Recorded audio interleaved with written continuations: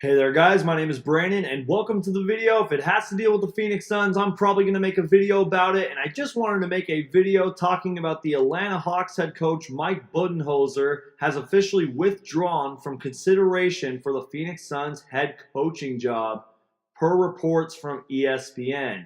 Now Mike Budenholzer is a four-time NBA champion, 2014-15 NBA head coach of the year, 213 wins in 5 seasons with the Atlanta Hawks.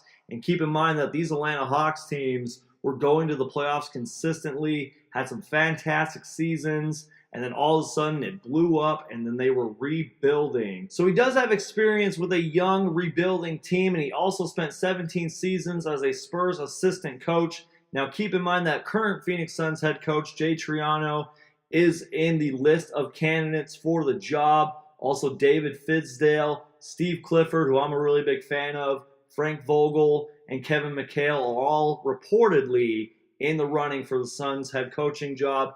But anything could happen, guys. I just wanted to make a quick video talking about this, but I want to hear from you guys. What do you guys think about all this, and who do you want to see become the Phoenix Suns' new head coach? Keep in mind that it has been reported that the Phoenix Suns would like to have a head coach before the May 15th NBA draft lottery. So please leave me your thoughts, comments, and opinions down below. And also, guys, take a look at this awesome tweet. I will leave this person's Twitter in the description down below. Go show it some love.